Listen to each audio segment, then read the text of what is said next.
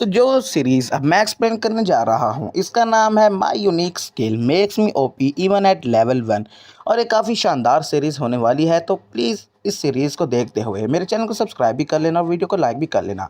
Starting में हमें एक जगह का सीन दिखाया जाता है जहाँ पर एक लड़की स्लाइम्स को मार रही होती है, और इधर हमारा मेन करेक्टर रियोटा सोच रहा होता है कि ये किसी गेम की आवाज़ लग रही है, लेकिन मैं अभी यहाँ पर उठना नहीं चाहता, मैं बहुत ज़्यादा थका हुआ हूँ। इधर वो लड़की कहती है कि क्या तुम एक ह्यूमन हो? वो सोचता है क्या ये क्या कह रही है, आखिर मैं एक इंसान ही तो हूँ। तो वो कहता है हाँ मैं ह्यूमन ही हूँ। लेकिन वो लड़की कहती है कि लेकिन तुम तो एक स्लाइम की ड्रॉप से निकले हो, तो आखिर इंसान स्लाइम की ड्रॉप से कैसे बाहर आ सकता है? तो वो कहता है कि ऐसा नहीं है, मैं एक ह्यूमन ही हूँ, देखो मैं तुम्हें किस तरह का आखिर नज़र आ रहा हूँ। तो वो लड़की उसे कहती है कि आखिर एक स्लाइम में से ह्यूमन कैसे निकल सकता है? आमतौर पर तो स्लाइम अपने ड्रॉप में सिर्फ और सिर्फ बीन स्प्राउट्स ही देती हैं। लेकिन रियोटा को उसकी कोई बात समझ नहीं आ रही होती, और वो कहती है कि ये क्या बात कर रही हो, मैंने तो इसके बारे में आज तक कुछ भी नहीं सुना है। तो वो उसको कहती है कि तुम ज़रा 5 मिनट सब्र करो, और तभी वहाँ पर एक स्लाइम आ जाती है। तो वो लड़की जाकर उस स्लाइम को मारने लगती है। वो स्लाइम भी उस लड़की के ऊपर अटैक कर देता है, मगर वो उससे बच जाती है और उसके ऊपर हैमर मार कर उसको ख़त्म कर देती है। और वहाँ पर वाकई में ही बीन स्प्राउट्स उस स्लाइम में से ड्रॉप होते हैं। रियोटा ये देखकर हैरान होता है, और वो लड़की से बताती है कि टेलुलु जंजन के लेवल फर्स्ट पर सारे के सारे मॉब्स यहाँ पर बीन स्प्राउट से ड्रॉप करते हैं। तो वो उसको कहता है कि मैंने इसके बारे में सच भी कुछ नहीं सुना था। और वो कहती है क्या इस तरह से बीन स्प्राउट होते हैं?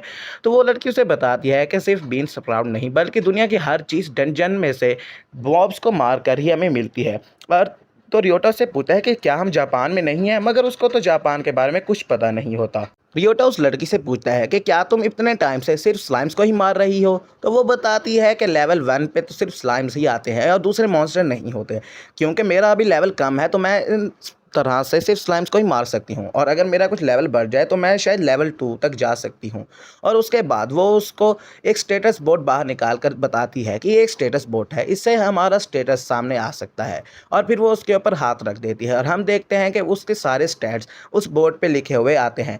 तो रियोटा कहता है कि ये तो एक गेम की तरह है, और सारा कुछ गेम की ही तरह है, और उसका नाम भी एमिली है और उसका मैक्स लेवल 40 है। तो इधर रियोटा से एमिली कहती है कि ये देखो मेरा लेवल इतना ही है, और क्योंकि जितना ज़्यादा एक पर्सन का लेवल होगा और उतने ही चांसेस होंगे उसको ज़्यादा ड्रॉप मिलने की, और इसीलिए ज़्यादा लेवल वालों को ड्रॉप्स ज़्यादा मिलती हैं। इसके बाद वो कहती है कि तुम भी इसको ट्राई क्यों नहीं करते? तो रियोटा भी अपना हाथ उस स्टेटस बोर्ड पे रखता है, तो हमें दिखता है कि उसकी एबिलिटीज़ काफ़ी ज़्यादा कम है।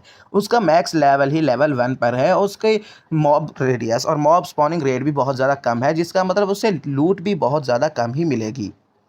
योटा के स्टैट्स देखकर एमिली कहती है कि जितना तुम्हारा लेवल दिखाई दे रहा है उस हिसाब से तो शायद तुम्हें कोई ड्रॉप भी नहीं मिलेगी।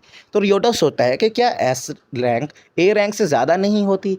और तभी वहाँ पर वो आपस में बात करने लगते हैं, और उसको एमिली बताने लगती है कि जैसे जैसे मैं लेवल अप करूँगी मेरा यहाँ पर लेवल भी बढ़ जाएगा और स्ट्रेंथ भी बढ़ जाएगी। वो अपना एक हैमर उसको देती है और कहती है इसको उठाकर स्लाइम मारो, मगर वो उसे उठता ही नहीं है। तो वो उसको अपना एक बैम्बू दे देती है। तो रियोटा बैम्बू उठाकर स्लाइम से फाइट करने लगता है, मगर पहली बार में उसका कुछ नहीं होता, मगर दूसरी बार में रियोटा उस स्लाइम को मार देता है। और जैसे ही वो स्लाइम को मारता है तो वहाँ पर ब्रीन स्प्राउट का ढेर ही लग जाता है, और उसे समझ आ जाती है कि आखिर एक एस रैंक ए रैंक से ज़्यादा ही होती है। एमिली उसे कहती है कि मैं 2 सालों से स्लाइम्स को मार रही हूँ, लेकिन आज तक मैंने इतने ज़्यादा बीन स्प्राउट्स एक ड्रॉप में से कभी भी नहीं देखे। और यहाँ पर रियोटा उसको कहता है कि क्या तुम्हें एस रैंक के बारे में पता है? तो एमिली कहती है कि नहीं, मैंने तो सिर्फ एक रैंक के बारे में ही सुना था और मुझे नहीं पता कि एस रैंक क्या होती है। तभी रियोटा को भूख लग जाती है, तो एमिली उसके लिए खाना पकाने लगती है और उसको बीन स्प्राउट से बना खाना भी दे देती है, जो कि रियोटा को बहुत पसंद आता है। और वो उसे कहती है कि क्या तुम बियर नहीं पीते? तो वो कहती है नहीं, बियर मैं नहीं पीती, क्योंकि वो बहुत ज़्यादा महंगी होती है। उसके बाद वो उसको सूप देती है।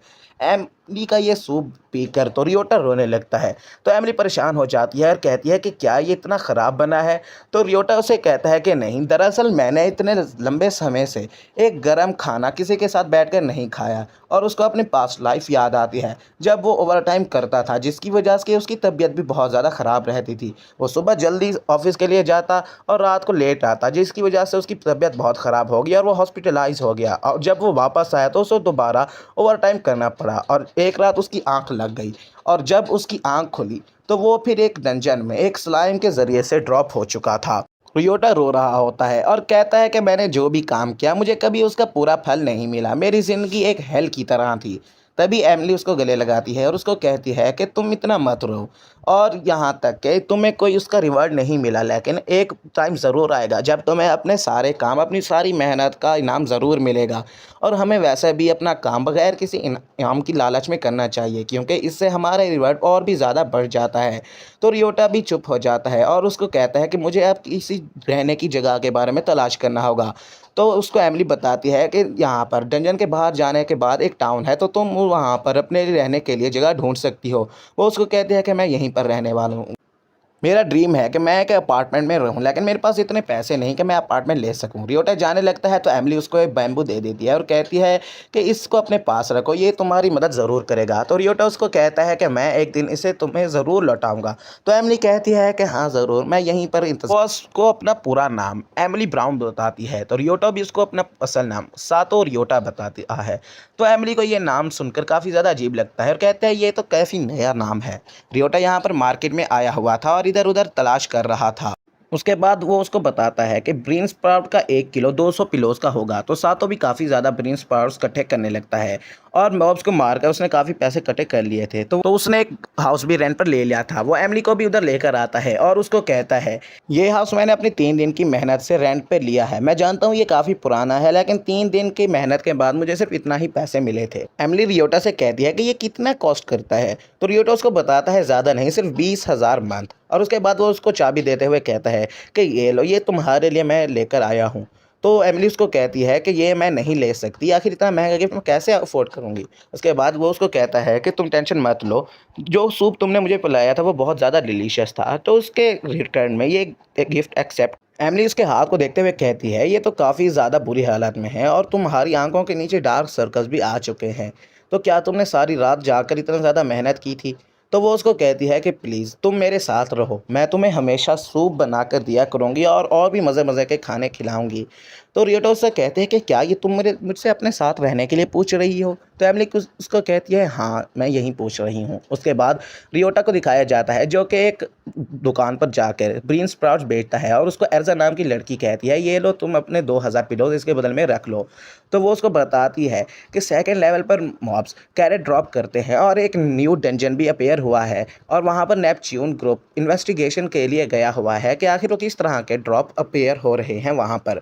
तो वो उससे पूछता है कि नेपच्यून ग्रुप क्या है। तो एर्जा उसको बताती है कि वो यहाँ की सबसे ज़्यादा पावरफुल ऑर्गेनाइजेशन है। उसके बाद वो उसको कहती है कि यहाँ पर कॉर्नर में एक नई बियर शॉप मिली है, तो क्या तुम वहाँ पर जाकर मेरे साथ वाइन पीना पसंद करोगे? तो रियोटा उसको कहता है अभी नहीं, अभी मुझे थोड़ा काम है, तो नेक्स्ट टाइम ज़रूर चलूँगा। अब रियोटा घर आ चुका होता है और वो काफ़ी ज़्यादा नर्वस होता है क्योंकि लंबे समय से घर पर उसका किसी ने इंतज़ार नहीं किया होता। वो जैसे ही दरवाज़ा खोलकर अंदर जाता है तो एमिली उसका वेलकम करती है और जब रियोटा पूरे घर को देखता है तो वो तो चमक ही रहा होता है। तो वो उससे पूछता है कि क्या ये सब तुमने किया है? तो वो उसको बताती है कि हाँ, मैंने पहली दफ़ा क्लीन अप किया है सब कुछ, तो मैं उम्मीद करती हूँ कि ये काफ़ी ज़्यादा अच्छा होगा। उसके बाद वो रियोटा को चाय लाकर देती है और उसको कहती है कि मैं तुम्हारे खाना लेकर आती हूँ। तो रियोटा उसको कहता है तुम भी तो थकी हुई होगी। तो एमिली कहती है कि घर का काम करने में मैं थक नहीं रही हूँ और मुझे इसमें बहुत ज़्यादा मज़ा भी आ रहा है। उसके बाद वो आपस में बातें करने लगते हैं। रियोटा कहता है कि क्या तुमने न्यू डेंजन के बारे में सुना है? तो वो कहती है हाँ मैंने सुना तो है और मैंने सुना है वो काफ़ी ज़्यादा यूज़लेस है क्योंकि वो कुछ भी ड्रॉप नहीं करता। रियोटा ये सोचकर हैरान होता है कि आखिर एक डंजन क्यों कुछ ड्रॉप नहीं कर रहा, इसलिए वो इन्वेस्टिगेट करने के लिए वहाँ से उस डंजन की तरफ जाने लगता है। तभी वहाँ पर एक स्केलेटन आ जाता है। रियोटा ये देखकर काफ़ी डर जाता है और हड़बड़ी में उसके ऊपर बैम्बू से अटैक कर देता है, मगर उस स्केलेटन के अंदर बैम्बू अटक जाता है। भाई हड्डी पसली एक कर दी हुई है उसकी, और क्या करोगे उसका। तभी वहाँ पर एक बड़ा सा पिलर उसके ऊपर गिर जाता है और रियोटा इसका फ़ायदा उठाते हुए उसको मार देता है और उसकी ड्रॉप में उसको एक सीड मिलता है। जैसे ही रियोटा उस सीड को टच करता है तो उसका मैक्स एचपी 1 से बढ़ जाती है। एमिली ये देखकर काफ़ी हैरान और खुश हो जाती है और कहती है कि तुम लेवल 1 पर हो लेकिन उसके बावजूद तुम्हारी मैक्स एचपी आखिर बढ़ रही है, ये कैसे मुमकिन है? तभी ये लोग सोच रहे होते हैं और काफ़ी ज़्यादा मॉन्स्टर्स को भी मार रहे होते हैं। रियोटा काफ़ी ज़्यादा स्केलेटन्स को मारता है, लेकिन जब एमिली मारती है तो वो स्केलेटन कुछ भी ड्रॉप नहीं करता। तो जब वो एक सीट को छूने की कोशिश करती है तो उसका हाथ उसके आर-पार हो जाता है। रियोटा उस सीट को उठाते हुए कहता है, ये तो काफ़ी ज़्यादा अजीब-सी बात है कि कुछ लोग ही इन सीट्स को उठा सकते हैं। इससे तो पूरे वर्ल्ड में एक बैलेंस ही बिगड़ जाएगा और ऐसी चीज़ों को एग्ज़िस्ट नहीं करना चाहिए। हम देखते हैं कि सातों के स्टैट्स इंक्रीज़ हो रहे थे, तो वो समझ जाता है कि निहोनिया में सिर्फ़ एस रैंक के स्टैट्स इंक्रीज़ हो सकते हैं। इसके बाद वो घर वापस आ जाते हैं और एमिली इसको कह रही होती है कि क्या तुम आज दोबारा घर लेट आओगे? तो सातो उसको कहता है कि हाँ, मैं आज घर लेट आऊँगा, क्योंकि मैंने काफ़ी ज़्यादा मेहनत की है और मेरी मैक्स एचपी बढ़ चुकी है, इसीलिए अब मैं टेलुलो के सेकंड लेवल पर जाऊँगा। तो वो उसको कहती है कि लेकिन तुम्हें अपनी फ़िक्र करनी होगी। तो सातो को याद आता है कि जब पुरानी ज़िंदगी में उसको कोई भी फ़िक्र करने वाला नहीं था, लेकिन अब उसके पास एमिली है, जो उसकी बहुत फ़िक्र करती है। तो वो उसको कहता है कि तुम फ़िक्र मत करो, मैं जल्दी वापस आ जाऊँगा। इसके बाद वो टेलुलो के सेकंड लेवल पर आ जाता है और एक स्लीपी स्लाइम उसके ऊपर अटैक कर देती है, मगर उसको कोई भी फ़र्क नहीं पड़ता, क्योंकि रियोटा या फिर सातो, भाई जो भी कह लो, इसको मैं भूल गया हूँ असल में, इसका दोनों नाम सातो भी है, रियोता भी है। तो भाई सातो उसको मार देता है और वो एक कैरेट ड्रॉप कर देती है। तभी वहाँ पर एक और स्लाइम उसकी तरफ बढ़ती है, मगर उसके ऊपर फायर अटैक हो जाता है और वो भी एक स्मॉलर गाजर को, भाई गाजर, हाँ गाजर को ही ड्रॉप कर देती है। हमें पता लगता है कि उस स्लाइम के ऊपर कुछ एडवेंचरर्स ने अटैक किया था और जब वो सातों का लेवल चेक करते हैं तो वो तो लेवल 1 का होता है। ये देखकर वो उसका मजाक उड़ाने लगते हैं और कहते हैं कि लो लेवल कहीं के, अपने लेवल पर जाकर फाइट करो, तुम्हें इस लेवल पर आकर मरना है क्या? तो यहाँ पर तभी एक गर्ल आ जाती है और वो उसको थप्पड़ मारते हुए कहती है कि तुम लो लेवल हो और मुझे लो लेवल बिल्कुल पसंद नहीं। सातों को कुछ समझ नहीं आता कि आखिर हो क्या रहा है यहाँ पर। वो वापस घर आ जाता है और एमिली को कुछ गाजर्स दे देता है और उसको कहता है कि ये गाजर मार्केट में 800 पिलो की बिकी हैं, तो अगर ऐसा चलता रहा तो 1 महीने में मैं 2,40,000 पिलो तो आराम से कमा लूँगा। और वो कुछ कैरेट्स उसको देता है और कहता है कि एमिली ये लो, ये मैं घर के लिए लाया हूँ। तो एमिली कहती है मैं कुछ अच्छा बनाती हूँ। तभी वहाँ पर वो लड़की दोबारा से आ जाती है और उसको कहती है कि यहाँ पर मैं तुमसे प्यार करती हूँ। ये सुनकर तो भाई साहब रियोटा बिल्कुल हैरान हो जाता है और कहता है कि क्या तुम सिर्फ ये बात मुझे बताने के लिए यहाँ पर आई थी? और उसके बाद वो उसको कहती है कि मैं तुमसे प्यार करती हूँ। ये सुनकर तो सातो और एमिली दोनों हैरान हो जाते हैं और तभी वहाँ पर वो लड़की सातो के ऊपर एक अटैक कर देती है, मगर उससे सातो को कोई फ़र्क नहीं पड़ता और सातो ये देखकर हैरान होता है और कहता है कि ये क्या कर रही हो तुम? तभी वहाँ पर वो लड़की जाकर एक और लो लेवल के आदमी को पकड़ लेती है और उसके ऊपर वहीं अटैक कर देती है, जिसकी वजह से उस आदमी का बहुत ज़्यादा खून बहने लगता है और वो वहीं पर ख़त्म हो जाता है। सातो और एमिली ये देखकर बहुत ज़्यादा डर जाते हैं और वो कहता है कि तुम ये क्या कर रही हो? तो वो रैबिट गर्ल कहती है कि ये सेम थिंग मैंने तुम पर की थी, मगर तुम अभी तक ज़िंदा कैसे हो? सातो सोचने लगता है शायद से क्योंकि मेरी एचपी रैंक एस पर है, इसी वजह से मैं इसके अटैक मेरे ऊपर कोई असर नहीं कर रहे। और वहाँ पर वो उसको एक गाजर दिखाते हुए कहती है ये देखो मैं इसके लिए आई हूँ। सातो को याद आता है जब वो डंजन से वापस आ रहा था तो एक गाजर नीचे गिर गई थी और उसी रैबिट गर्ल ने वो गाजर उठा ली थी। रैबिट गर्ल सातो से कहती है क्या तुम मुझे ऐसे और ज़्यादा गाजरें दे सकते हो? तभी वो घर के अंदर देखती है तो वहाँ पर और ज़्यादा कैरेट्स होती है, जिनको देख कर तो वो उसके मुंह में पानी ही आ जाता है और कहती है क्या प्लीज़ प्लीज़ ये गाजरें मुझे दे दो, लेकिन सातो कहता है ये तो हमारी हैं। तभी एमिली उससे कहती है कि तुम फिक्र मत करो, वो हमारे साथ खाना खा सकती है, इसमें कोई मसला नहीं है। तो ये लोग सारे अंदर आ जाते हैं और इधर ये लड़की तो बहुत ज़्यादा खुश हो रही होती है। एमिली ने इधर काफ़ी ज़्यादा गाजर से चीज़ें बनाई हुई होती हैं और ये देखकर रैबिट गर्ल बहुत ज़्यादा खुश हो जाती है और कहती है कि ये तो बहुत ज़्यादा मज़ेदार नज़र आ रहे हैं और सब मिलकर वो खाना खाने लगते हैं। तो रैबिट गर्ल कहती है कि एमिली तुम्हारी कुकिंग स्किल तो बहुत ज़्यादा कमाल की है। सातो भी इसकी तारीफ़ करता है। एमिली कहती है ऐसी कोई बात नहीं, पर खाना बहुत सारा है तो जितना खाओ खा सकते हो। तभी वो रैबिट गर्ल खाना खाकर वहाँ से चली जाती है। सातो कहता है ये बड़ी अजीब बात है कि हम उसका नाम तक भी नहीं जानते और वो हमारे साथ खाना भी खा गई। इधर एमिली कहती है सातो तुम्हारा शुक्रिया, आज पहली दफ़ा मैंने किसी गेस्ट के साथ खाना खाया है, इसके लिए तुम्हारा बहुत ज़्यादा शुक्रिया। वो भी अपनी प्रीवियस लाइफ को याद करता है और वो सोचता है कि इसके पहले भी मैं भी अकेले ही खाना खाता था। तभी वहाँ पर एमिली उसे कहती है कि हम फ्यूचर में भी ज़रूर इकट्ठे ही खाना खाया करेंगे। तो सातो भी उसकी बात पर एग्री करता है। अभी सातों यहाँ पर एक डंजन में आया होता है जो कि निहोनियम होता है और वो लेवल 2 पे आ चुका होता है। वो सोचने लगता है कि अब मुझे यहाँ पर अपने इस आराम और सुकून वाली ज़िंदगी को प्रोटेक्ट करने के लिए और ज़्यादा पावरफुल होना होगा। वो ये कह ही रहा होता है, तभी वहाँ पर एक ज़ॉम्बी आ जाता है और सातों के ऊपर अटैक कर देता है, मगर सातों भी अपनी बैम्बू से उसके ऊपर अटैक करता है, मगर वो बैम्बू ही टूट जाता है, जिसकी वजह से वो ज़ॉम्बी उसके ऊपर पंच मार देता है। मगर इससे सातों को ज़्यादा फ़र्क नहीं पड़ता क्योंकि उसकी एचपी एस रैंक की होती है। सातों उसके ऊपर उसको लेग पीस किक से उसके ऊपर अटैक कर जाता है और वो ज़ॉम्बी पत्थर पर जाकर गिरने की वजह से गायब हो जाता है और उसके अंदर से भी एक सीड निकल आता है।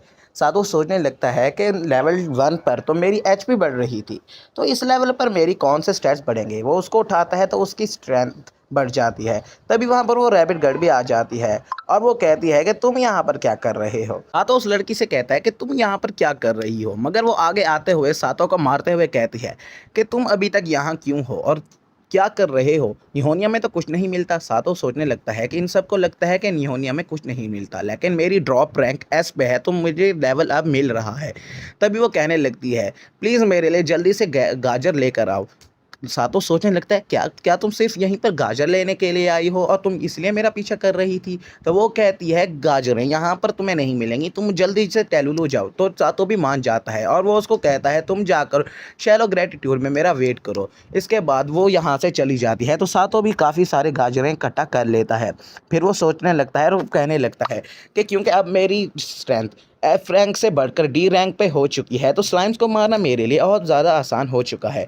अब वो आगे चलकर वहाँ पर देखता है तो रैबिट गर्ल बैठी हुई होती है, तो वो भी रैबिट गर्ल की तरफ जाने लगता है। सभी लोग उसको देखकर कहने लगते हैं, क्या ये पागल हो चुका है कि ये किलिंग रैबिट के पास जा रहा है। सातो आगे बढ़ जाता है और उस रैबिट गर्ल को एक कैरेट दे देता है। सभी लोग कहने लगते हैं, ये तुम क्या कर रहे हो, लेकिन तभी वो रैबिट गर्ल भी सातो के हाथ से वो कैरेट ले लेती है। सभी लोग हैरान हो जाते हैं और कहते हैं कि आखिर इसकी दी हुई कैरेट उसको कैसे पसंद आ गई है।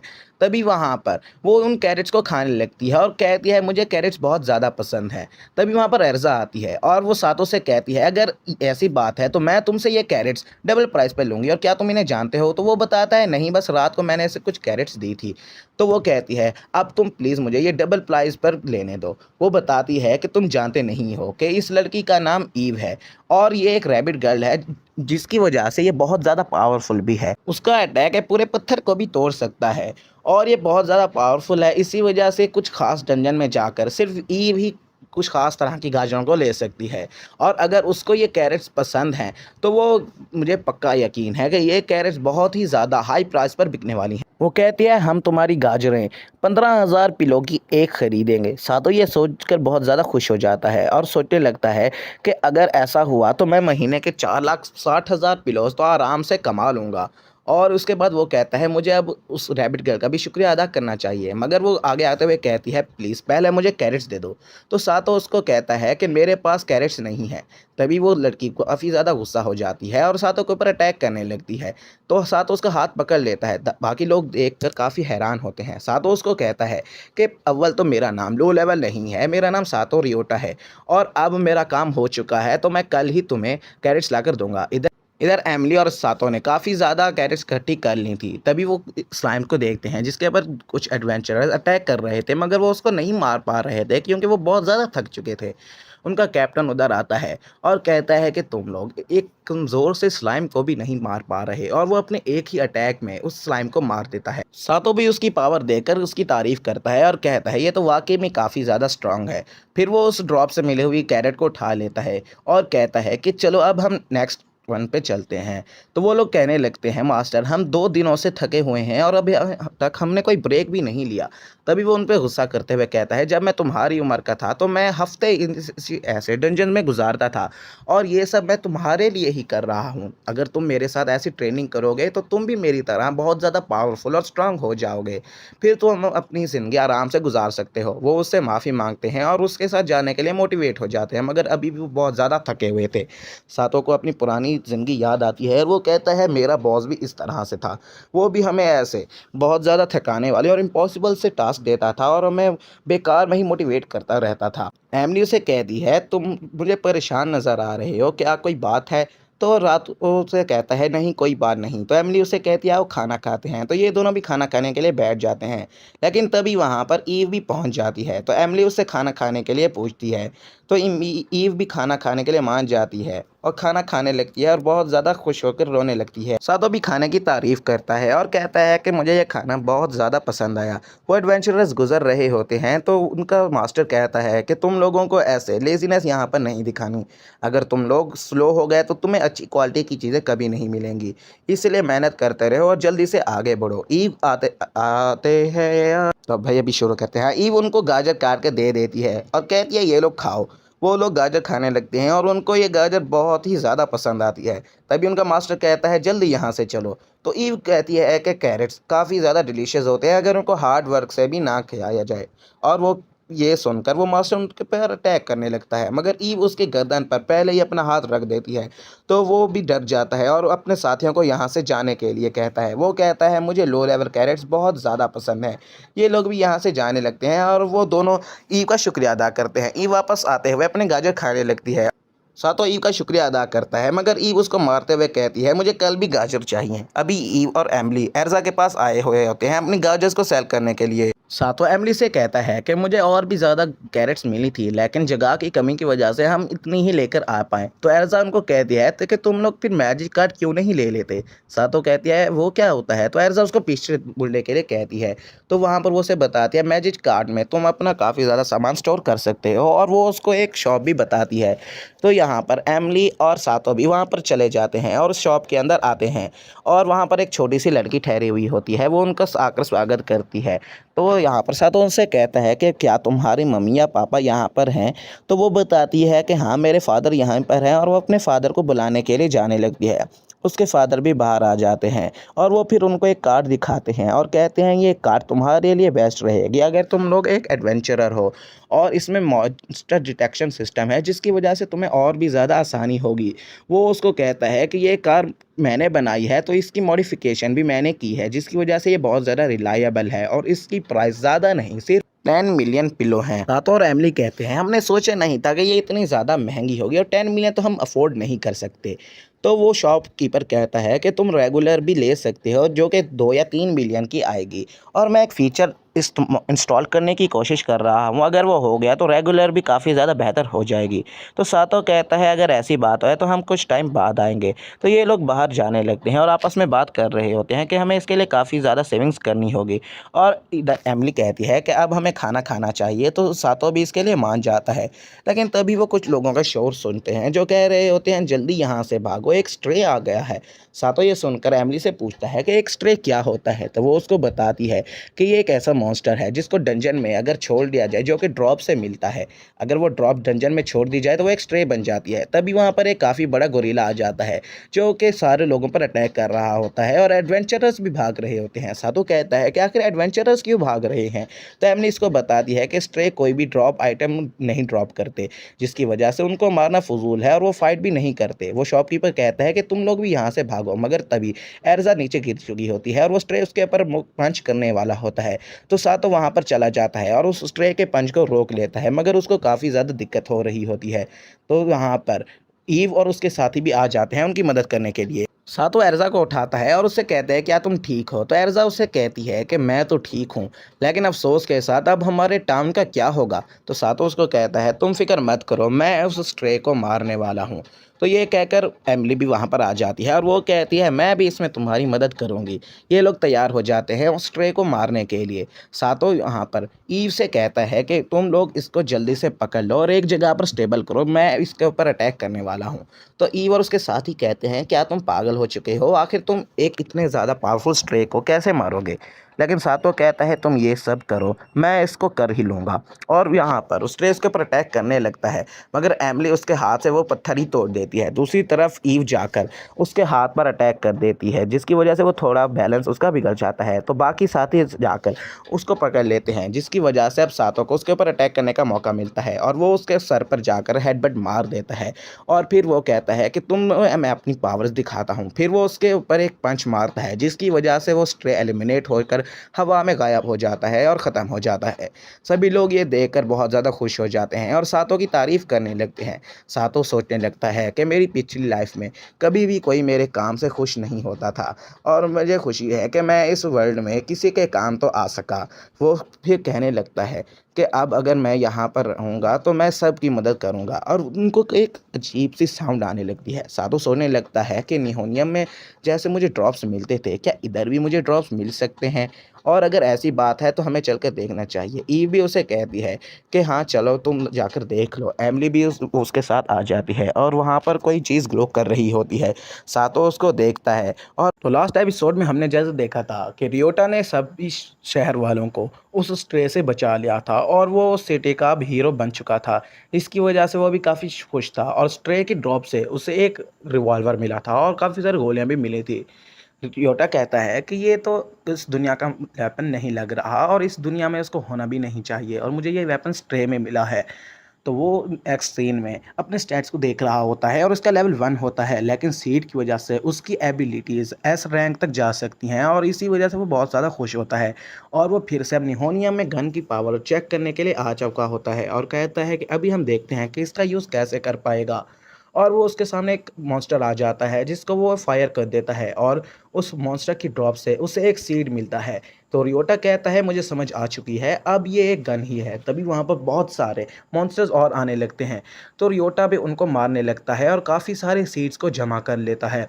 वो सोचने लगता है कि अगर मेरी गोलियां ख़त्म हो गई तो वो मुझे कैसे मिलेंगी। और योटा कहता है मुझे इस चीज़ के बारे में ज़्यादा पता नहीं है, तो मुझे अपनी बुलेट्स को ध्यान से इस्तेमाल करना होगा। तभी हम देखते हैं कि एमिली एक स्लाइम को मारने की कोशिश कर रही थी, मगर वो स्लाइम उससे बच रहा था।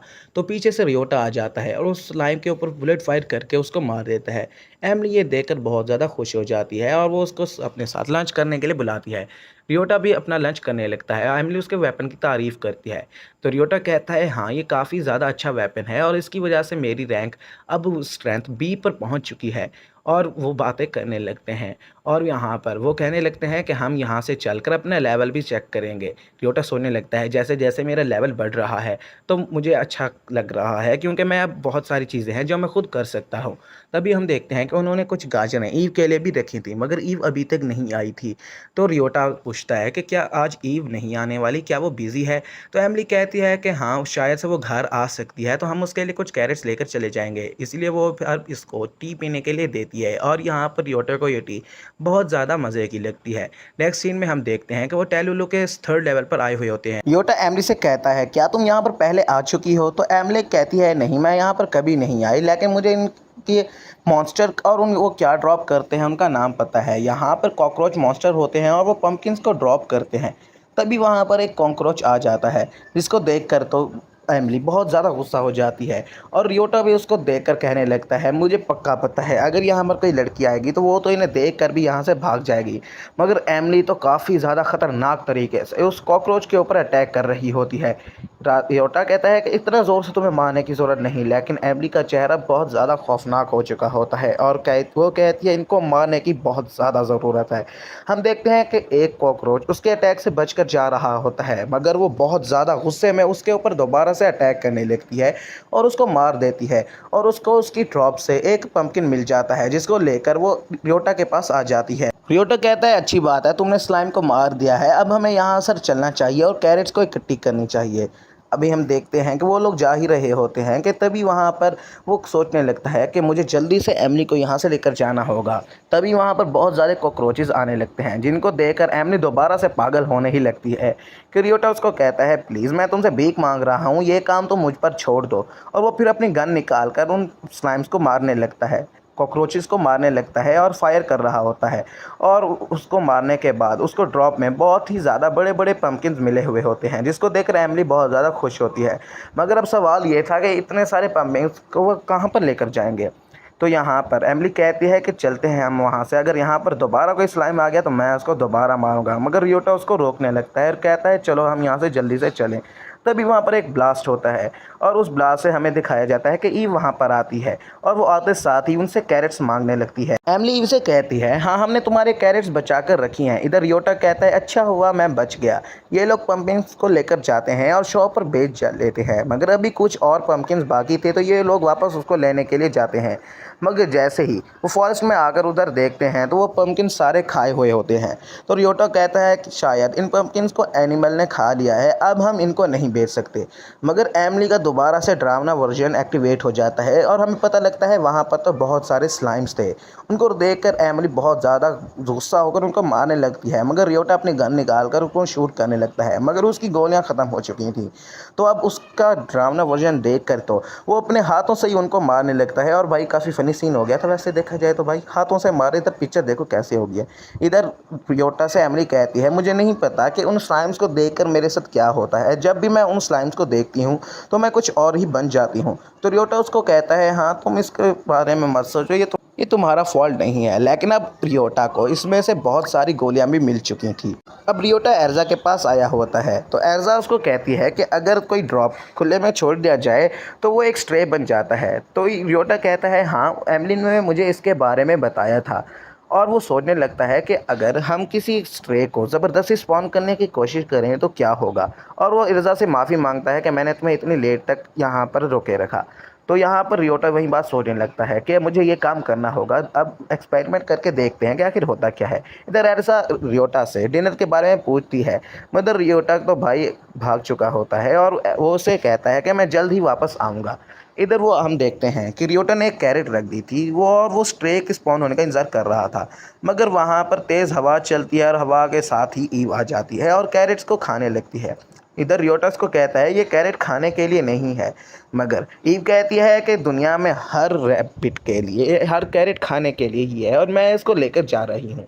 वो चली जाती है तो इधर रियोटा एक और कैरेट रख देता है और वहाँ पर एक स्लाइम स्पॉन हो जाता है। तो जब रियोटा उसको मारता है तो रियोटा को काफ़ी ज़्यादा बुलेट्स मिल जाती हैं। रियोटा ये देखकर बहुत खुश होता है और कहता है कि मेरा प्लान काम कर गया है। और वो फिर सोचने लगता है कि लोग तो कहते हैं कि स्ट्रे कोई ड्रॉप नहीं करते, मगर उसको फिर से याद आता है और सोचने लगता है कि अगर मैं ये काम निहोनियम वाले मॉन्स्टर के साथ करूं तो क्या होगा। मगर निहोनियम में जो भी ड्रॉप उसको मिलता है, जो सीड मिलता है, वो उसके टच करते ही गायब हो जाता है, तो वो ऐसा नहीं कर पाता।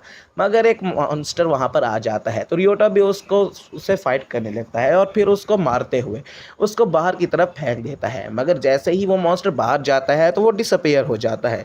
इधर वो दोबारा एर्जा के पास आ जाता है और रियोटा उससे पूछता है कि आखिर ये क्या है। तो एर्जा उसको बताती है कि जो भी मॉन्स्टर अपने डंजन से बाहर जाने की कोशिश करते हैं तो वो गायब हो जाते हैं। वो गायब हो सकते हैं डंजन में भी अगर वो किसी और लेवल पर जाने की कोशिश करें। तो इधर रियोटा कुछ और सोचते हुए वहाँ से भाग जाता है और फिर वो दोबारा निहोनिया में आया हुआ होता है और कुछ सोच रहा होता है। एक मॉन्स्टर जैसे ही उसके पास आता है तो वो उसको बाहर फेंक देता है, मगर उसके गायब होने से पहले ही उसके ऊपर शूट कर देता है, जिसकी वजह से उसको ड्रॉप में एक फ्रीजिंग बुलेट मिली हुई होती है। रियोटा जाकर उस बुलेट को उठाता है और उसको टेस्ट करने के लिए एक ट्री के ऊपर शूट कर देता है, मगर जैसे ही वो शूट करता है तो वो ट्री पूरी तरह से बर्फ़ में चेंज हो जाता है। और रियोटा ऐसा स्लाइम के साथ भी कर ही रहा होता है, वो स्लाइम को फ्रीज करता है और इधर एमली आकर उनके ऊपर अटैक कर देती है, जिसकी वजह से काफ़ी ज़्यादा बेहतर अटैक होता है। रियोटा कहने लगता है ये तो एक कॉम्बो अटैक है जो कि गेम्स में इस्तेमाल किया जाता है। एमली रियोटा के पास आती है और वो उससे पूछती है कि ये तुम्हारे हाथ में क्या है और क्या किस तरह की चीज़ है ये। तो वो उसको बताता है कि ये एक फ्रीजिंग बुलेट है, मगर ये बहुत ज़्यादा कम तादाद में है, तो मैं इसको इमरजेंसी के तौर पर ही इस्तेमाल कर सकता हूँ और आम तौर पर मैं अपनी नॉर्मल बुलेट्स ही यूज़ करूँगा। इधर ये लोग वापस आ रहे होते हैं और वहाँ पर काफ़ी तेज़ बारिश भी हो रही होती है, जिसकी वजह से पानी भी भर चुका होता है। ये लोग कैरेट्स लेकर घर की तरफ जा रहे होते हैं, मगर सामने जब वो देखते हैं तो वहाँ पर कुछ लोग आपस में ही झगड़ रहे होते हैं और बहस कर रहे होते हैं। रियोटा उनसे कहता है, क्या तुम लोग हमें जाने की इजाज़त दे सकते हो, क्योंकि हमें अब जाना है, तो प्लीज़ हमें जाने दो। तो वो कहता है कि यहाँ पर इस लड़की की वजह से मेरी कार नीचे गिर गई है, अगर तुम मुझे उसके उठाने में मदद कर दो तो मैं तुम्हें ये ज़रूर यहाँ से जाने दूँगा। वो लड़की रियोटा को उस उधर जाने से मना कर देती है और कहती है तुम उधर मत जाओ, वो सामान वहाँ पर काफ़ी टाइम से पड़ा है तो वो स्ट्रे में बदल जाएगा। इसीलिए वो अपना फायर मैजिक इस्तेमाल करते हुए उसके ऊपर अटैक करने ही लगती है कि वो मोटा आदमी उसको रोक देता है और कहता है नहीं, तुम ऐसा नहीं कर सकती, क्योंकि उस कार्ट में बहुत ज़्यादा महंगी परफ्यूम है जो कि मैं टाउन में जाकर बहुत ज़्यादा दाम में बेच सकता हूँ और इसीलिए वो मेरा नुकसान कर देगी, तो प्लीज़ उसको बचा लो। मगर वो लड़की कहती है कि ये सामान तुमने ही गिराया था तो ये तुम्हारी गलती है। मगर वो उसको मारने ही वाला होता है कि वो लड़की डॉज कर लेती है, मगर जैसे ही वो अटैक पीछे जाकर चट्टान से लगता है तो वो चट्टान टूट जाती है। ये देखकर एमिली और रियोटा कहते हैं ये तो काफ़ी ताकतवर अटैक था। हम देखते हैं कि वो लड़की कहती है बहुत ज़्यादा लेट हो चुकी है क्योंकि एक फैमिली आकर उस मोटे आदमी को पजेस कर लेती है। वो लड़की रियोटा को बताने लगती है कि ये फैमिली है, इसके कोई बॉडी नहीं होती, लेकिन ये बहुत ही ज़्यादा पावरफुल होती हैं और इंसानों को पजेस कर लेती हैं। मगर रियोटा अपने फायर से उस फैमिली को मार देता है और उस ड्रॉप में उसको काफ़ी ज़्यादा बुलेट्स भी मिल जाती हैं। इधर रियोटा कहने लगता है कि तुम यहाँ पर क्या यहाँ जा रही हो, तो वो लड़की कहती है मैं नीचे जा रही हूँ, वहाँ पर बहुत ज़्यादा फेमिनीज़ हैं और वो सारी डायरेक्शन में फैल कर दूसरे लोगों को हर्ट कर सकती हैं, इसीलिए मैं जाकर उनको अपने खुद को पोजेस करने दूंगी और तुम जाकर टाउन में एक आर्मी को इकट्ठी कर लेना। और वैसे भी ये मेरी गलती थी और मुझे इस काम के लिए हायर किया गया था, ये मेरी जिम्मेदारी है कि सबको मैं प्रोटेक्ट करूँ। अब रियोटा को अपनी पास्ट लाइफ याद आती है, जब उसको याद आता है कि उसके साथ इसका एक क्लाइंट बैठा हुआ था जो कि काफ़ी ज़्यादा मेहनत कर रहा था। उसके कॉलीग को उसका बॉस आकर कहता है कि तुमने ये काम गलत किया है तो तुम्हें इसको दोबारा से करना होगा। रियोटा उसके हेल्प करने के बारे में कहता है, मगर वो कहता है कि सीनियर आप टेंशन मत लीजिए, ये काम मेरा है और गलती भी मैंने की है तो इसके काम मुझे ही करना होगा और आपको अपना काम भी करना है। रियोटा कहता है मैं उसकी बहुत ज़्यादा मदद करना चाहता था लेकिन मैं नहीं कर पाया, इसीलिए वो लड़की को पीछे खींच लेता है। रियोटा अपने फ्रीजिंग बुलेट्स को अपने गन में लोड कर लेता है और उन फैमिली की तरफ इशारा करते हुए उनके ऊपर काफ़ी ज़्यादा बुलेट्स को फायर कर देता है। जैसे ही वो बुलेट्स जाकर उन फैमिली को लगती हैं तो वो बर्फ़ में फ्रीज़ हो जाती हैं और एमिली जाकर उनके ऊपर अटैक कर देती है, जिसकी वजह से वो सारी की सारी फैमिली ही डिस्ट्रॉय हो जाती है। वो लड़की उसका शुक्रिया अदा करती है और कहती है तुमने मेरी जान बचा ली। तो ये सुनकर तो रियोटा भी बहुत ज़्यादा खुश हो जाता है। नेक्स्ट सीन में वो लोग अपना स्टैट्स चेक कर रहे थे, जिसकी वजह से अब हम देखते हैं कि बहुत सारे फैमिलीज़ को मारने की वजह से एमिली के स्टैट तो बहुत ज़्यादा बढ़ चुके थे और वो खुश हो जाती है कि स्टार्टिंग में हम एमिली और सातो को देखते हैं, उनके सामने एक रेयर मॉन्स्टर आया हुआ होता है तो सातो अपने फ्रीजिंग बुलेट से उस मॉन्स्टर को फ्रीज कर देता है। एमिली जाकर उसके ऊपर अटैक करती है तो वो अपने ड्रॉप में से उनको नेकलेस देता है। जब सातो वो नेकलेस जाकर उठाता है तो एमिली कहती है ये तो बड़ी अजीब बात है कि एक रेयर मॉन्स्टर ऐसी चीज़ को ड्रॉप कर रहा है। सातो आगे जाकर वो नेकलेस एमिली को पहनने के लिए दे देता है। एमिली ये सुनकर थोड़ा सा शर्माती है और खुश हो जाती है और कहती है मैं इसका बहुत अच्छे से ख्याल रखूँगी। सातो ये सुनकर हंसने लगता है और कहता है कि हाँ ये हमें बहुत ज़्यादा प्रॉफिट देगा। तो एमिली कहती है क्या क्या कह रहे हो तुम, तो वो उसे बताता है तुमने शायद सुना नहीं, जब मैं इसको उठा रहा था तो मुझे पता चला कि ये तुम्हारे रेट ऑफ ड्रॉप्स को डबल कर देती है। एमिली ये सुनकर भड़क जाती है, मगर तभी हम देखते हैं कि जैसे ही वो कुछ बैट्स को जाकर मारती है तो वाकई में उसके रेट्स ऑफ ड्रॉप डबल हो चुके थे और उसको काफ़ी ज़्यादा स्वीट पोटैटोज़ मिल जाते हैं। ये लोग अब वापस घर आ जाते हैं और एमिली दोबारा से खाना पकाने लगती है। सातो सोचता है कि एमिली को इस छोटे घर में खाना बनाने में काफ़ी दिक्कत होती होगी, तो इसलिए वो एमिली को बुलाता है और उसको कहता है एमिली अगर मैं किसी और घर को ले लूँ तो क्या तुम खुश होगी। एमिली थोड़ा सा परेशान होती है और कहती है तुम अपनी मर्ज़ी से कोई सा भी घर ले सकते हो, मगर क्या मैं तुम्हारे साथ ही रह सकती हूँ। ये सुनकर तो भाई सातो हंसने लगता है और कहता है हाँ ज़रूर तुम मेरे साथ ही रहोगी, लेकिन उससे पहले हमें कुछ सेविंग करनी होगी ताकि हम कुछ पैसे बचाकर एक नया घर ले सकें। तो एमिली सुनकर खुश हो जाती है और कहती है लेकिन तुम इसके लिए ज़्यादा मेहनत मत करना और ख़ुद को पुश भी मत करना। अब रियोटा अपने स्वीट पोटैटोज़ को बेचने आता है तो एक लड़की आके कहती है क्या तुम मुझे दे सकते हो वो, तो वो कहता है हाँ लेकिन एक ही ले लेना। तो वो लड़की आगे जाकर उनमें से एक स्वीट पोटैटो को उठा लेती है और उसको हवा में फेंक देती है और उसको कट करके खा लेती है और उसको ये बहुत ज़्यादा पसंद आता है और वो इस पर रोने लगती है और कहने लगती है इतना ज़्यादा अच्छा स्वीट पोटैटो मैंने कभी भी नहीं खाया। रियोटा ये देखकर कहने लगता है कि आखिर क्या हो गया है इस औरत को, ये ऐसा क्यों कर रही है। तभी वो आगे आती है कहती है कि क्या तुम सारे के सारे मुझे बेच सकती हो। तो वो कहता है लेकिन मैं तो ये एर्जा को बेचने वाला था। तो एर्जा कहते हैं हाँ तुम इसे दे सकते हो, ये इसमें हमें कोई दिक्कत नहीं होगी।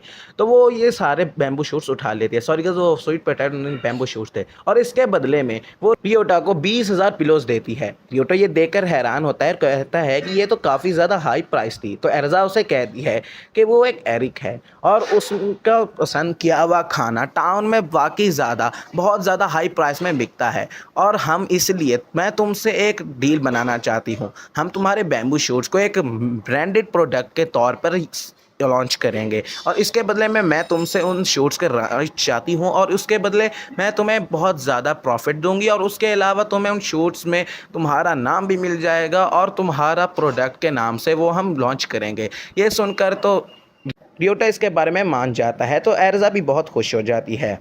रियोटा अब निहोनियम के फर्स्ट लेवल पर आ जाता है अपनी स्ट्रेंथ को बढ़ाने के लिए, मगर वो देखता है कि एक लड़की स्केलेटन से लड़ रही थी और उसको दिक्कत हो रही थी। मगर तभी उसके गार्ड्स वहाँ पर आ जाते हैं और उस स्केलेटन को मार देते हैं और उसके खोपड़ी को एक स्टोरेज कार्ड में कैद कर लेते हैं। रियोटा पूछता है कि ये सब क्या चल रहा है, तो एक गार्ड बताता है कि दरअसल प्रिंसेस मार्गरेट यहाँ पर अपना काम कर रही हैं। और रियोटा ये सुनकर कहता है ये तो काफ़ी कमाल का वर्ड है कि यहाँ पर एक प्रिंसेस भी है। वो उसे बताने लगता है कि हम मॉन्स्टर के ड्रॉप किए हुए एयर को अपने एयर बॉक्स में कैद कर रहे हैं, और जैसा कि तुम्हें पता ही होगा कि रिसेंट स्टडीज़ में हमें पता चला है कि निहोनियम के मॉन्स्टर कुछ ड्रॉप नहीं करते, लेकिन यहाँ पर वो एयर ड्रॉप करते हैं, और हमारी रिसर्च के मुताबिक हम यहाँ पर एयर ही कलेक्ट कर रहे हैं, और इन एयर को कलेक्ट करने के बाद हम इसको जाकर सेल कर देंगे, और ये काफ़ी ज़्यादा महंगे दामों में बिकेगी क्योंकि इसको प्रिंसेस ने ही कलेक्ट किया है।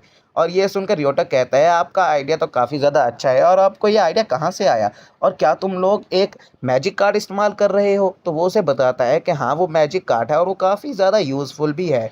तो रियोटा सोचता है कि मुझे ये काफ़ी टाइम से चाहिए थी, लेकिन बहुत महंगी होने की वजह से मुझे पहले एमिली से इसके बारे में बात करनी होगी। रियोटा वापस घर आ जाता है और एमिली से बात करता है कि मैं सोच रहा हूँ कि हमें पहले घर लेना चाहिए या फिर एक मैजिक कार्ड। तो एमिली कहती है हमें पहले एक मैजिक कार्ड लेनी चाहिए, क्योंकि अगर हमारे पास मैजिक कार्ड आ गई तो हम बहुत सारे मॉन्स्टर्स की ड्रॉप को इकट्ठा कर उनको जल्दी सेल कर पाएंगे। तो रियोटा कहता है मुझे माफ़ करना, मैं तुम्हारे लिए घर नहीं खरीद पा रहा। तो एमिली कहती है मुझे इसमें कोई मसला नहीं, मैं इस छोटे से घर में भी तुम्हारे साथ ज़िंदगी गुजार लूँगी। तो एमिली की ये बात सुनकर रियोटा ब्लश करने लगता है और ये लोग आपस में बात कर रहे होते हैं। एमिली कहती है कि हमें अब सुबह चलना चाहिए। तो एमिली कहती है कि हाँ क्यों नहीं, सुबह चलकर मैं ओल्गा से भी मिल पाऊँगी। और अब ये लोग मैजिक कार्ड की शॉप पर आ चुके होते हैं। जैसे ही वो अंदर जाने लगते हैं उन्हें ओल्गा की रोने की आवाज़ आती है। वो आगे जाकर ओल्गा से इसके बारे में पूछते हैं, तो वो उन्हें बताती हैं कि मेरे डैडी अभी तक घर नहीं आए। तो वो उससे पूछते हैं कि क्या उन्होंने कुछ बताया था। तो ओल्गा बताती है कुछ ज़्यादा तो नहीं, बस उन्होंने ये कहा था कि वो फ्लावर चुनने के लिए जा रहे हैं। एमिली सुनकर कहती है इस शहर में तो सिर्फ एक ही फ्लावर का डंजन है। एमिली कहती है उस डंजन का नाम एर्सरिक है, और ये लोग भी वहाँ पर जाने के लिए रेडी हो गए थे। नेक्स्ट सीन में हम देखते हैं कि ये लोग एर्सनिक डंजन में आ चुके होते हैं और वहाँ पर कुछ काफ़ी ज़्यादा मॉन्स्टर्स पड़े हुए थे। एमिली कहती है इन मॉन्स्टर का ये मूव नहीं करते, इसकी वजह से ये ज़्यादा अटैक भी नहीं कर पाते, मगर जैसे ही ये लोग आगे जाते हैं तो काफ़ी सारे डेंड्रॉक्स मॉन्स्टर उनके सामने आ जाते हैं। तो रियोटा उनके ऊपर शूट करता है, मगर उसकी गोली का उसके ऊपर कोई भी असर नहीं होता। इस ये देखकर एमिली अपने हैमर से उनको दूर कर देती है। वो आगे जाते हैं और देखते हैं कि वहाँ पर ओल्गा के फादर सोए हुए पड़े हुए थे, मगर उनको ये बात पता नहीं थी। वो साथ जाकर देखते हैं तो वो उनको पता लगता है कि वो वाकई में ही सोए हुए हैं। और फिर ये देखकर तो एमिली को बहुत ज़्यादा गुस्सा आ जाता है। वो कहती है तुम्हारी वजह से ओल्गा बहुत ज़्यादा परेशान है, तुम यहाँ पर सो रहे हो। इसके बाद वो अपने हैमर से उसके साइड पर अटैक करती है। इतना भयानक अटैक होने के बाद तो ओल्गा के फादर भी उठ जाते हैं। तो रियोटा उनसे कहता है आप यहाँ पर क्या कर रहे हैं। तो वो बताता है दरअसल मैं कुछ मेटल यहाँ पर इकट्ठे करने आया था। हैवी रॉक तो मुझे मिल गया, लेकिन अभी तक ड्राई रॉक मुझे नहीं मिला। वो ऊपर इशारा करते हुए बताते हैं ये देखो ये है वो मॉन्स्टर जिसकी मुझे ज़रूरत है। और इसके ऊपर देखते हुए वो कहते हैं ये उल्ट रहा है, जिसकी वजह से मुझे इसे पकड़ने में काफ़ी मुश्किल हो रही है। रियोटा कहता है इसको अकेले पकड़ना तो काफ़ी मुश्किल होगा, लेकिन मैं और एमिली मिलकर इसको जल्दी से पकड़ लेंगे। वो इसलिए वो एमिली को अपने ऊपर सवार कर लेता है, मगर थोड़े के ज़्यादा भारी होने की वजह से उसको काफ़ी दिक्कत हो रही थी। मगर जैसे तैसे एमिली उसके ऊपर अटैक करती है और वो नीचे आकर गिरता है और एक फ्लावर में तब्दील हो जाता है। ये लोग डंजन के बाहर आ जाते हैं और बाहर आकर उस फ्लावर को बाहर ही रख देते हैं ताकि वो जल्दी से स्ट्रे बन जाए। और ये सब रखने के बाद वो पीछे दरख्त के पीछे छुप जाते हैं। ये सोचकर एमिली कहती है, अगर हमने इसको ऐसे ही जाने दिया और ये स्ट्रे बन गया, ये तो उड़ जाएगा क्योंकि डंजन पे तो सीलिंग है लेकिन यहाँ पर तो खुला आसमान है। मगर वो कार्ट वाला आदमी कहता है कि नहीं, मैं उसको जल्दी से पकड़ लूँगा। जैसे ही वो स्ट्रे में तब्दील होता है तो वो जल्दी से छलांग लगाकर उसको पकड़ने के लिए जाता है, मगर उसकी छलांग थोड़ी सी कम हो जाती है जिसकी वजह से वो उड़ने ही वाला होता है कि रियोटा उसके ऊपर अपनी फ्रीजिंग बुलेट से फायर कर देता है और वो बर्फ़ का बंद कर नीचे आकर गिर जाता है। इधर ओल्गा के फादर आगे आकर उस रॉक को उठा लेते हैं और एक मैजिक कार्ड उससे बना देते हैं और वो कहते हैं, रियोटा ये मैजिक कार्ड मैं तुम्हें देना चाहता हूँ। मगर रियोटा कहता है, नहीं, मैं इतना ज़्यादा कॉस्टली प्राइस आपसे नहीं ले सकता। तो यहाँ पर वो कहते हैं, मैं ये तुम्हें अपनी मदद करने के लिए नहीं दे रहा, बल्कि उस दिन तुमने हमारे पूरे टाउन की रक्षा की थी, इसीलिए मैं ये मैजिक कार्ड तुम्हें एक गिफ्ट के तौर पर देना चाहता हूँ और तुम ये डिज़र्व भी करते हो। इधर ओल्गा आके कहती है, तुम इसका अच्छे से ख्याल रखना। ये सुनकर रियोटा भी मान जाता है और उनका शुक्रिया अदा करता है। अब हम देखते हैं कि ये लोग दोबारा से डंजन में आए हुए होते हैं और बैम्बू शूट्स को इकट्ठे कर रहे होते हैं। इधर बैम्बू शूट डालने के बाद उनकी कैपेसिटी फुल हो जाती है और एमिली कहती है, आज इस मैजिक कार्ड की बदौलत हम अब दुगने मैजिक बैम्बू शूट्स को इकट्ठा कर पाए हैं, जिसकी वजह से हमें बहुत ज़्यादा मुनाफा होने वाला है। ये कहने के बाद रियोटा उससे कहता है कि मैं अब इन मैजिक कार्ड को लेकर एर्जा के पास जा रहा हूँ। तो रियोटा की बात सुनकर एमिली कहती है, हाँ, मैं भी घर जाकर खाना बनाऊंगी। जब रियोटा इधर मैजिक कार्ड लेकर एर्जा के पास आता है तो वहाँ पर रिसेप्शन पर एक आदमी उसके ऊपर चिल्ला रहा होता है और कहता है, दोबारा से कैलकुलेट करो, मेरा सामान 20,000 पिलोज में ही बिकेगा। एर्जा कहती है, मैं तुम्हारे सामान के सिर्फ और सिर्फ 8,400 पिलो ही दूंगी, इसके ज़्यादा नहीं। मगर ये बात सुनकर वो एर्जा को मारने ही वाला होता है कि रियोटा उसके ऊपर फायर करके उसका बाजू ही जमा देता है। वो कहता है, ये किसने किया है। रियोटा आगे कहता है कि एर्जा झूठ नहीं बोल सकती और उसकी लिस्ट की प्राइस हमेशा सही होती है।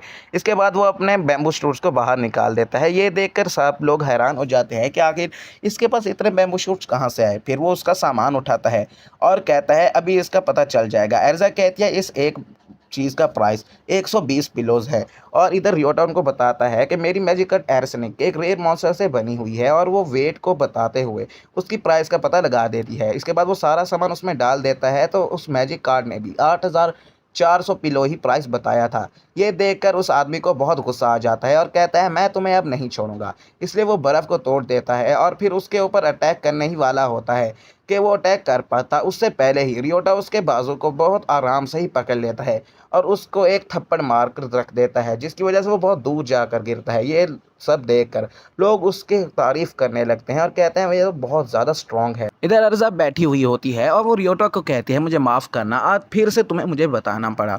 लेकिन यहाँ पर रियोटा उसको कहता है, इसमें क्या ही बुरा है। और एर्जा कहती है कि मैं एक आइटम ट्रेडर हूँ और मैं चाहती हूँ कि मेरी शॉप पर जब भी कोई आए तो कंफर्टेबली अपने आइटम्स को बेच सके, और अगर ऐसा चलता रहा तो तुम्हें हमेशा मुझे प्रोटेक्ट करना होगा। आखिर मैं ऐसा कैसे होने दे सकती हूँ। तो रियोटा कहता है, इसमें क्या ही बुरा है, आखिर तुमने भी तो मेरी कितनी मदद की है और हर किसी को कभी ना कभी मदद की ज़रूरत तो पड़ती है। रियोटा की ये बात सुनकर एर्जा कहती है, लेकिन मैंने तुम्हारे लिए कुछ खास नहीं किया। तो रियोटा उसको बताता है, तुम मेरा हर सामान एक स्माइल के साथ लेती हो और तुम फिक्र मत करो, जब भी तुम्हें मेरी ज़रूरत होगी मैं हमेशा तुम्हारी मदद करूंगा। ये सुनकर एर्जा खड़ी हो जाती है और रियोटा को किस कर देती है। ये सब देखने के बाद तो रियोटा बहुत ज़्यादा ब्लश करने लगता है और कहता है, ये तुमने क्या किया है। तो वो उसे बताती है, ये मैंने तुम्हें पर्सनल किस की है और मैं चाहती हूँ कि इस किस को तुम हमेशा याद रखो। इसके बाद तो रियोटा बस परेशान होते हुए और नर्वस होते हुए यहाँ से भाग जाता है, मगर उससे पहले ही एर्जा बाहर आ जाती है। यहाँ पर हम देखते हैं कि रियोटा और एमिली डेलुलु के लेवल 4 पर आए हुए होते हैं, जिसकी वजह से उन्हें बहुत ज़्यादा रेयर स्टफ़ मिलता है। 2 लाख पिलोज एक ही बार में उनके पास हो जाते हैं। ये देखकर तो वो बहुत ज़्यादा चेयरअप हो जाते हैं और एक नए घर को परचेज़ करने का सोच लेते हैं। रियोटा कहता है, इस घर को छोड़ते हुए मुझे बहुत ज़्यादा दुख हो रहा है क्योंकि हमने इसको बहुत ज़्यादा मेहनत से लिया था और हमारी बहुत सी मेमोरीज भी यहाँ पर हैं। लेकिन ईव कहती है, लेकिन इसमें कोई मसला नहीं है। और रियोटा अब सोचने लगता है कि इस घर को रेंट पे करने के लिए मैंने 2 लाख पिलोज जमा किए थे और अब हम इसको छोड़कर ऐसे ही नहीं जा सकते। तो वो आपस में बात करने ही वाले होते हैं कि रियोटा पहले आकर कहता है कि मैं सोच रहा हूँ कि इस घर को हम लीज़ पर रख लें। मगर यहाँ पर एमिली उसको कहती है, लेकिन ये तो बहुत ही ज़्यादा महंगा पड़ जाएगा। तो रियोटा कहता है, इसमें क्या ही बात है कि हम कुछ और मेहनत ही कर लेंगे। आखिर इस घर से हमारी बहुत ज़्यादा मेमोरीज़ जुड़ी हुई हैं और मैं नहीं चाहता कि हम अपने इतने ज़्यादा मेमोरेबल हाउस को इस तरह से अकेला ही छोड़ दें। ये सुनकर वो खुश हो जाते हैं और नेक्स्ट सीन में ये लोग अब अपने नए घर में शिफ्ट हो चुके थे और इधर एमिली ने बहुत सारा खाना बनाया हुआ था। ई भी यहाँ पर आ चुकी थी। तो एमिली कहती है कि हाँ, तुम इसमें कोई प्रॉब्लम नहीं, तुम यहाँ पर खाना खा सकती हो और मैंने बहुत ज़्यादा खाना बनाया है। इधर ये लोग अब ब्रेकफास्ट करने लगते हैं और ये तो इस एपिसोड की स्टार्टिंग में हम देखते हैं कि एमिली खाना बना रही थी और जब वो अपना खाना टेस्ट करती है तो वो उसको बहुत ज़्यादा ही मज़ेदार लगता है। तो फिर वो कहती है, मैं अपनी ज़िंदगी को यहाँ पर बहुत ही ज़्यादा अच्छे से एंजॉय कर रही हूँ। नेक्स्ट सीन में हम देखते हैं कि सातो अब निहोनियम में आ चुका होता है जहाँ पर वो मम्मीज़ को मार रहा होता है। वो सोचने लगता है और कहता है कि पहले यहाँ पर स्केलेटन्स आए, फिर ज़ॉम्बीज़ आए और अब मम्मीज़, लेकिन अब वो देखता है कि उसकी बुलेट्स भी ख़त्म हो चुकी हैं और वो एक सीट को उठाता है तो उसकी स्पीड 1 से बढ़ जाती है। तभी वहाँ पर अचानक से एक मम्मी आ जाती है जिसको देखकर सातो हड़बड़ा जाता है और उसको एक किक मार देता है जिसकी वजह से वो मम्मी डिस्ट्रॉय हो जाती है। सातो कहता है, मेरी स्ट्रेंथ अब एस रैंक पे है तो अब मुझे अपने पंचेस का इस्तेमाल करना चाहिए। नेक्स्ट सीन में हम देखते हैं कि वो एक शॉप पे बैठा हुआ होता है और वहाँ पर वो देखता है कि उसके पास एक लड़का आता है और उसको कहता है कि तुम ही सातो रियोता हो ना? तो वो कहता है, हाँ मैं हूँ। तभी वहाँ पर 2 लड़कियाँ आकर उससे चिपक जाती हैं और कहती हैं, क्या ये यही है? तो वो कहता है, हाँ ये वही है। सातो ये देखकर बहुत ज़्यादा हैरान होता है और परेशान हो जाता है। तभी वो लड़का बैठ जाता है चेयर पर और कहता है, सातो मैं तुमसे आर्म रेसलिंग करना चाहता हूँ क्योंकि मैंने सुना है यहाँ पर तुमने एक कमाल की चीज़ की है। तो सातो को याद आता है उसने एक आदमी को एक थप्पड़ मारी थी और यही उसी की बात कर रहा है। तो वो कहता है, मैं तुम्हें देखना चाहता हूँ कि आखिर तुम मेरे मुकाबला कर भी सकते हो कि नहीं। तो सातो ये देखकर गुस्सा हो जाता है और कहता है, इसको बड़ा कॉन्फिडेंस है, मैं तो इसको हरा कर ही रहूँगा। इसलिए वो पंजा लड़ाने के लिए रेडी हो जाता है। हम देखते हैं कि इनका मुकाबला स्टार्ट हो जाता है और यहाँ पर सातो को काफ़ी ज़्यादा जोर लगाना पड़ जाता है और हम देखते हैं कि इनका मुकाबला काफ़ी टफ जा रहा होता है, मगर सातो की पावर ज़्यादा थी तो वो नेपच्यून को हरा देता है। ये देखकर सभी लोग हैरान हो। तो सातो कहता है, हाँ तुम भी बहुत ज़्यादा स्ट्रांग हो। सातो को याद आता है कि एर्जा ने उसे बताया था कि नेपच्यून ग्रुप के बंदे टाउन में सबसे ज़्यादा स्ट्रांग है। तभी नेपच्यून सातो से एक और राउंड के लिए कहता है, मगर सातो उसको मना कर देता है और कहता है, तुम देख ही रहे हो कि सबकी अटेंशन हमारी तरफ है तो हम अब और नहीं। तभी वहाँ पर नेपच्यून खड़ा हो जाता है और सातो को एक पंच मार देता है, मगर जैसे ही वो सातो को पंच लगने वाला होता है सातो भी उसके ऊपर अटैक कर देता है और सातो के एक ही पंच से वो काफ़ी दूर जाकर गिरता है। सातो को अब बहुत ज़्यादा गुस्सा आ चुका था, इसलिए वो खड़ा हो जाता है और कहता है, आखिर तुम करना क्या चाहते हो? क्या तुम्हारा दिमाग सही है? तो वो कहता है, तुम वाकई में बहुत ज़्यादा स्ट्रांग हो। फिर नेपच्यून खड़ा हो जाता है और कहता है, क्या तुम मेरी फैमिली को ज्वाइन करना चाहोगे, यानी कि नेपच्यून ग्रुप को ज्वाइन करना चाहते हो? तो सातो उसको मना कर देता है और कहता है, नहीं मैं बिल्कुल भी ज्वाइन करना नहीं चाहता। फिर हम देखते हैं कि सातो अब वापस घर आ चुका होता है और वो इसके बारे में एमिली को बताता है। तो एमिली उससे कहती है कि तुमने उसको मना क्यों किया? तो वो कहता है, मैं किसी भी ग्रुप में को ज्वाइन नहीं करना चाहता, बल्कि मैं तुम्हारे साथ रहना चाहता हूँ और इसमें मुझे खुशी होती है। एमिली भी ये सुनकर काफ़ी खुश हो जाती है। तभी हम देखते हैं कि वहाँ पर ईव भी आ चुकी थी। ये इस देखकर तो सातो हैरान हो जाता है, कहता है प्लान ट्राई करना होगा और हम देखते हैं कि वो बाहर आ जाता है और वाकई में उसका प्लान काम कर जाता है क्योंकि उसने काफ़ी सारे सीड्स को इकट्ठा कर लिया था। फिर वो देखता है कि वो सीड्स अब स्ट्रे में बदल चुके थे, तो सातो उनको मारने के लिए अपनी पिस्टल निकाल लेता है और उनके ऊपर फायर करने लगता है, जिसकी वजह से उसको बहुत ज़्यादा ही फ्रीजिंग बुलेट्स काफ़ी आसानी से मिल चुकी थी। अब वो दोबारा निहोनियम में आता है और अब यहाँ पर भी आ चुकी थी और जो कि मैजिक कार्ड के साथ आई थी। वो देखती है कि सातो यहाँ पर पहले से मौजूद है। एमिली देखती है कि वहाँ पर स्ट्रेज अपेयर हो रहे हैं और देखते हैं कि सातो वहाँ पर जाकर उनको मारने लगता है और जैसे ही सातो उनको मारता है तो वो कहता है, मेरा प्लान वाकई में काम कर गया। और उसको 2 तरह की नई बुलेट्स मिलती हैं, एक तो फायर टाइप बुलेट होती है और दूसरी बुलेट को देखकर सातो कहने लगता है, ये तो वाकई में एक स्पेशल बुलेट है, मुझे और भी इकट्ठी करनी चाहिए। तभी वहाँ पर एमिली उसको बुलाती है और सातो ये सुनकर उसके तरफ देखता है और हम देखते हैं कि अब उसने काफ़ी ज़्यादा बुलेट्स इकट्ठी कर ली थी। अब देखते हैं कि उसको कुछ और ही सेंस होता है। सातो कहते हैं, ये कैसी फीलिंग है, मुझे क्या सेंस हुआ? तो एमिली उसको बताती है, दरअसल टाउन में एक मैजिक स्टॉर्म आ रहा है और मैं उसी को बताने के लिए तुम्हारे पास आई थी। अब हम देखते हैं कि सातो ये सुनकर हैरान होता है और फिर वो एर्जा के पास आता है और वो सामान भी सेल करता है और उससे मैजिक स्टॉर्म के बारे में पूछता है। एर्जा उसको बताती है, मैजिक स्टॉर्म एक नेचुरल फिनोमिना है जो काफ़ी रेयर है, लेकिन ये जब भी होता है तो कोई भी मैजिक यूज़र अपना मैजिक इस्तेमाल नहीं कर पाता, यहाँ तक कि वो डंजन में भी मैजिक इस्तेमाल करने में नाकाम होता है। तो वो उसको बताती है कि इस बार का मैजिक स्टॉर्म बहुत बड़ा है, इसीलिए डंजन भी अफेक्ट हो रहे हैं, तो सारे मैजिक यूज़र ने छुट्टी ली है। तभी एक आदमी रोते हुए आता है और कहता है, प्लीज़ मेरी मदद करो, मेरी साथी रोज़ा सिलिकॉन डंजन में फंस चुकी है और वो मैजिक का इस्तेमाल भी नहीं कर पा रही। सातो पूछता है कि ये सिलिकॉन क्या है, तो वो उसको बताती है कि ये मैजिक यूजर्स के लिए एक डंजन, शायद से इसको स्टॉर्म के बारे में पता नहीं था, जिसकी वजह से इसकी पार्टनर डंजन में फंस। वो सभी एडवेंचरर से अपनी मदद करने को कहता है, लेकिन कोई उसकी मदद नहीं करता। जब सातो ये बात देखता है तो वो एरजा से पूछता है कि आखिर कोई इसकी मदद क्यों नहीं कर रहा। तभी वहाँ पर नेपच्यून आ जाता है और कहता है क्योंकि सिलिकॉन डंजन बहुत ही ज़्यादा ख़तरनाक है, यहाँ तक कि मैं भी उसमें जाना नहीं चाहूँगा। एरजा उसको बताती है दरअसल सिलिकॉन डंजन में मॉन्स्टर के ऊपर नॉन मैजिक अटैक्स असर नहीं करते, इसलिए कोई भी अपनी जान को ख़तरे में नहीं डालना चाहेगा। तभी सातो को एमिली की बात याद आती है और वो उसको कह रही थी तुम हीरो हो। तो वो सातो जाकर उस आदमी को कहता है कि आखिर क्या प्रॉब्लम है मुझे बताओ। तो वो उसको बताता है कि सिलिकॉन डंजन के लेवल 3 पर तुम्हें रोज़ा मिलेगी, प्लीज़ उसको बचा लो। तो सातो भी उसकी मदद करने के लिए वहाँ पर जाने लगता है। वहाँ पर एक कैटरपिलर मॉन्स्टर आता है जिसको कि सातो अपनी फायर बुलेट से मारकर उसको राख में बदल देता है। वो स्ट्रे में ना बदले इसीलिए उसको जमा भी देता है। तभी हम देखते हैं कि वो खुश होता है क्योंकि उसके मैजिक बुलेट्स मैजिक स्टोर में भी काम आ रही थी। एमिली अब सातो को ढूंढते हुए शॉप पर आती है तो उसको पता लगता है कि सातो काफ़ी खतरे में है, इसीलिए वो उसके पास जाने लगती है। ये बात ईव ने भी सुन ली थी। अब हम देखते हैं कि सातो ऊपर जा रहा होता है और लेवल 3 पर पहुंच चुका होता है। उसके सामने मॉन्स्टर आ जाता है जिसको सातो अपनी फायर मैजिक बुलेट से ख़त्म कर देता है। वहाँ पर रोज़ा भी पड़ी हुई थी, मगर वहाँ पर एक उसी तरफ हम देखते हैं कि एमिली और ईव पेंडारो बॉक्स को लेकर सिलिकॉन डंजन की तरफ जा रहे थे। सभी लोग उसको रोक रहे थे, मगर एमिली सोचने लगती है कि मुझे सातो को किसी भी हाल में बचाना होगा क्योंकि वो मुझे मेरी मॉम की याद दिलाता है। तभी हम देखते हैं कि सीन चेंज होता है और एमिली की मॉम एक मॉन्स्टर को मार रही होती है और वो भी एक एडवेंचरर होती है। जब एमिली की मॉम मॉन्स्टर को मार देती है तो एमिली अपनी मॉम की तारीफ करने लगती है। एमिली की मॉम कहती है ये मेरा तरीका है चीज़ों को हैंडल करने का। फिर वो अपने साथियों से पूछती है क्या तुम लोग सही हो, मगर उनकी हालत काफ़ी ख़राब थी। तो वो फिर उनको बताने लगती है कि तुम लोगों को अपनी कैपेबिलिटी के हिसाब से डंजन को चूज़ करना चाहिए और आइंदा ऐसी गलती नहीं करना। अभी ये लोग खाना खा रहे होते हैं और आपस में बातें कर रहे होते हैं। तभी हम देखते हैं कि ये लोग बहुत ज़्यादा खुश होते हैं। एमिली कहती है कि मेरी मॉम बहुत ज़्यादा काइंड और अच्छी थी और वो जिन लोगों की मदद करती उनके साथ इंजॉय भी करती थी, मगर एक दफ़ा एक ड्रैगन स्ट्रे अपीयर हो गया जिसको कि उसकी मॉम ने मारने की ठान ली। तो एमिली से वो अपनी कहती हैं कि तुम यहाँ से चली जाओ और मेरी चिंता मत करो, मैं यहाँ पर उस ड्रैगन को मार दूंगी। तभी हम देखते हैं कि वो ड्रैगन भी आ जाता है, मगर एमिली की मॉम उस ड्रैगन को हरा देती है, मगर उसके बाद उनकी हालत बहुत ज़्यादा ख़राब हो जाती है और वो खड़ी भी नहीं हो पा रही होती, वो नीचे गिर जाती हैं।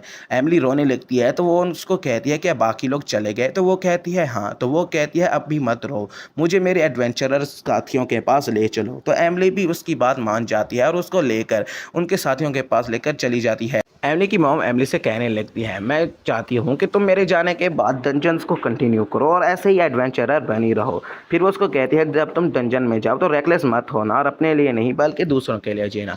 मगर वहीं पर एमिली की मॉम की डेथ हो जाती है। अभी हम कहते हैं कि वो कहती है मैं सातों को हर हाल में बचा कर रहूँगी। तभी दूसरी तरफ उसको याद आता है कि वो किस तरह से हर किसी की मदद करता है।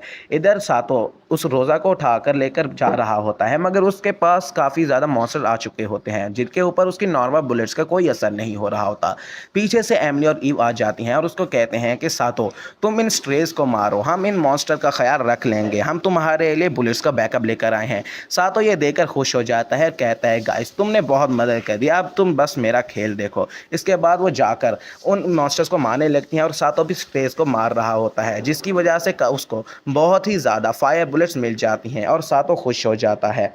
रेस डंजन के बाहर इन सब का इंतजार कर रहा होता है। तभी वहाँ पर सातों और उसके साथी रोज़ा को लेकर आ जाते हैं और इधर हम देखते हैं कि रोज़ा बहुत ज़्यादा ज़ख्मी हो चुकी थी और वो कहने लगता है कि अब इसकी बॉडी बहुत ज़्यादा हर्ट हो चुकी है और इसके लिए मैं अपना मैजिक भी नहीं यूज़ कर सकता।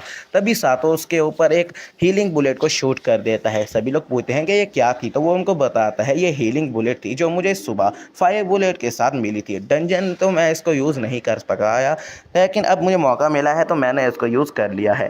तभी वहाँ पर रेज़ उसका शुक्रिया अदा करता है और कहता है तुम्हारा बहुत बहुत शुक्रिया, तुमने मेरी बहुत मदद की। अब ये लोग टाउन में आ जाते हैं और यहाँ पर सातो कहता है मुझे खुशी हुई हम उसे बचा पाए।